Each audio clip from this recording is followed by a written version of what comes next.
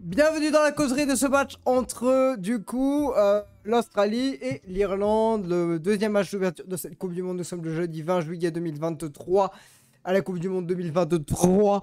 Et c'est la phase de groupe B que nous venons de voir, mesdames et messieurs. Et c'était un match très intéressant. Pas le plus spectaculaire, je pense. On va voir des belles choses dans ce mondial. Mais une fin de match assez haletante avec, on va en parler, une Australie un petit peu qui s'est délaissée elle, toute seule là, laissée un petit peu aller. Bon, on va parler des statistiques de cette rencontre, des statistiques que je vais vous donner, puisque je les ai.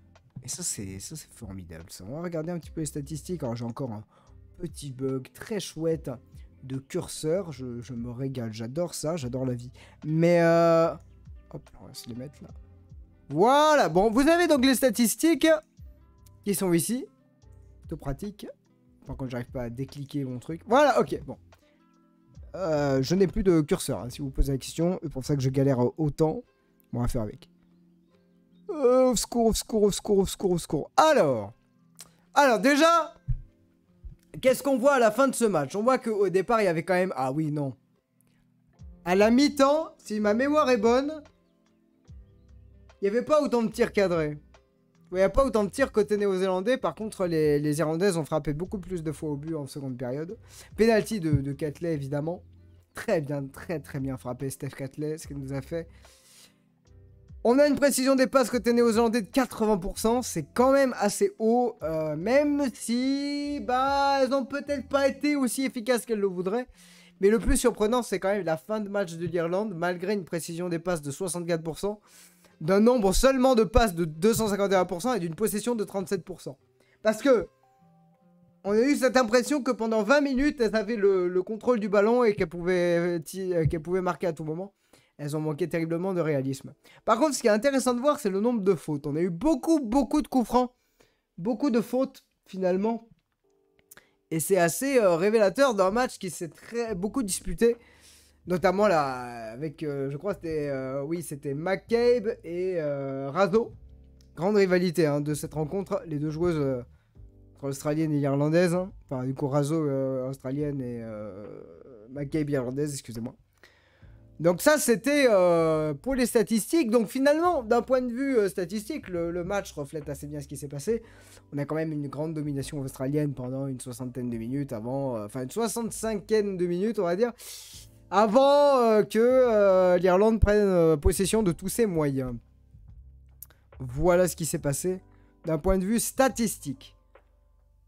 Maintenant, on va peut-être parler de la suite. Alors, vous n'aurez pas de réaction, sauf si j'arrive à avoir quelque chose, mais ça me paraît impossible. Voilà, pam. Donc, réaction à ça, on verra pour l'équipe de France, ne vous inquiétez pas, je vais tout faire pour que ça se passe bien. Mes top et mes flops, c'est important pour moi d'avoir en tête des joueuses, des actions, des moments, des momentum, et de l'avoir en souvenir. Si vous voulez, j'arrive. Si je fais ça, ça va? Oui. Ok. Bon, mesdames et messieurs, du coup, je peux me redécaler par là. Alors, attendez, je suis par là, donc je vais aller par là. Alors. Je vais reprendre ma petite composition. Ah, c'est vrai qu'on pourrait reprendre notre petite composition. Plus je l'ai, moi, la composition, là. Oui, je vais vous la partager, cette compo, quand même. Oui. T'es dans le partage, là. La composition qui vient du site L'équipe, je préfère prévenir. Je préfère, en tout cas, annoncer la couleur.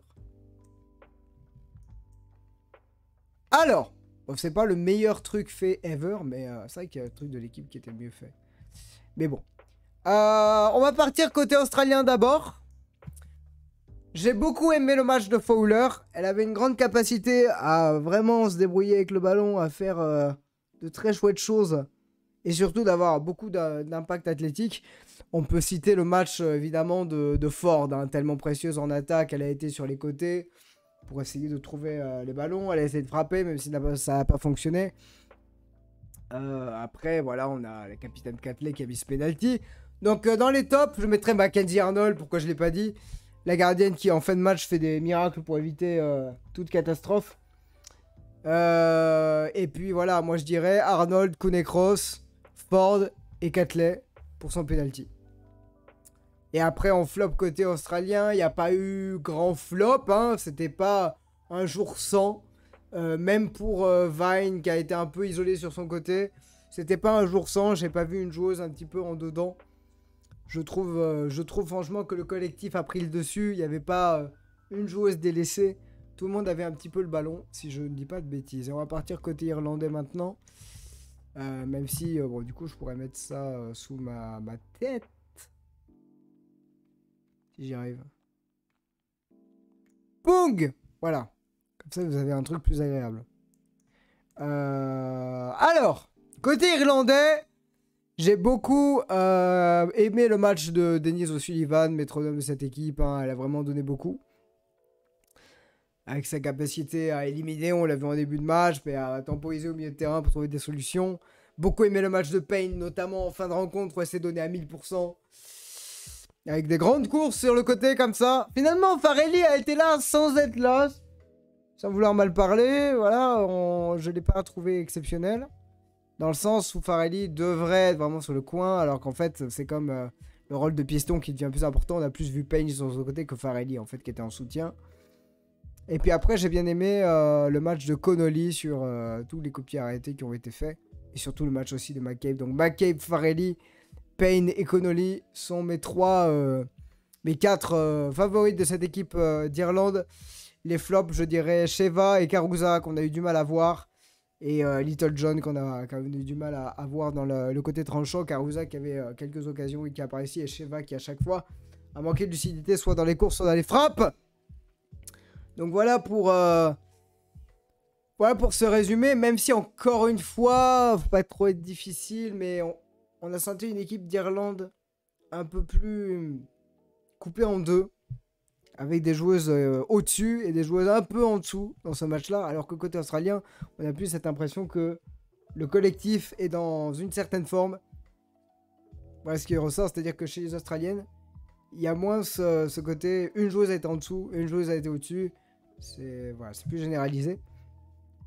Et côté irlandais, c'est ce qui a un peu, je pense, causé les problèmes. On a eu quelques contrôles ratés de la part de Sheva. Voilà, et Little John qu'on a très peu vu quelque part. Mais la défense a été là, quelque part. Hein. La défense irlandaise a toujours été présente. Même si elle s'est fait dépasser pendant la première période. Bah, toujours été présente, ça serait trop dit. Mais disons que la défense a été plus préparée que ce qu'elle a été préparée avec nous. Contre nous, face à la France. Et pour finir cette petite causerie, mesdames et messieurs, avant de dormir, parce que là il est 2h30, j'ai plein de trucs à faire. J'ai prévu de restreamer ce soir, parce que je veux profiter de tout ça. Le calendrier, mesdames et messieurs, il est très très simple. J'avais dit 3-1, donc j'avais quand même vu une victoire de l'Australie. Mais dans un match un peu peut-être trop spectaculaire. Calendrier, bah, c'est pas compliqué. J'ai un truc là. J'ai un petit reminder là, vite fait. J'arrive, hein, ça arrive fort. Hop là. Voilà! Petit reminder! J-3 avant France-Jamaïque. Tous les matchs de la France commentés en live, mesdames et messieurs. C'est ça, la Cobaye Télévision. Donc j'espère que vous serez nombreux et nombreux à venir voir ce live. Voilà pour le programme. Je vais regarder un petit peu les prochains matchs qui vont arriver demain. Ok. Faut juste que je regarde. Qu'est-ce qu'on a comme match? Alors demain à 4h30, peut-être pas, même si c'est un très alléchant Nigeria-Canada. Alors demain on a Espagne-Costa Rica. Franchement, Espagne-Costa Rica ça me donne bien parce que bon, très honnêtement, Espagne-Costa Rica. Demain ça sera Espagne-Costa Rica à 9h30 du matin. Il va falloir s'accrocher. Hein. Et ensuite, avant la France, je vous propose de suivre Zambie-Japon. Parce que c'est deux outsiders de cette Coupe du Monde. Et Danemark-Chine à 14h. Voilà pour le programme. Donc vous aurez Espagne-Costa Rica, Zambie-Japon, Danemark-Chine. Avant le match de l'équipe de France. Eh bien écoutez, c'est la fin de cette petite causerie qui aurait été très rapide. Merci aux viewers qui ont été là, qui sont passés, ça fait plaisir. On se retrouve très bientôt, on se retrouve ce soir pour du doublage peut-être en plus chill, avant de se lever demain matin comme des fous malades, pour suivre à 9h30. Évidemment, j'ai oublié, le match, ça régale. Espagne-Costa Rica demain? Ouais, Espagne-Costa Rica demain, ça passe trop vite. Espagne-Costa Rica demain! Ça sera un duel hispanophone, ça va être intéressant de voir un petit peu comment l'Espagne, dans quelle forme elle est. Donc on se retrouve demain, fin de live, exceptionnel, à ce soir. Et sur YouTube, abonne-toi, mets la cloche, like la vidéo, regarde TikTok, suis mon live, hein. Voilà. Merci à tous, bien sûr. Et à tout de suite, enfin à ce soir quoi. Putain, ça veut dire que je vais liver dans 6 heures à peine. Je sais pas. Hein.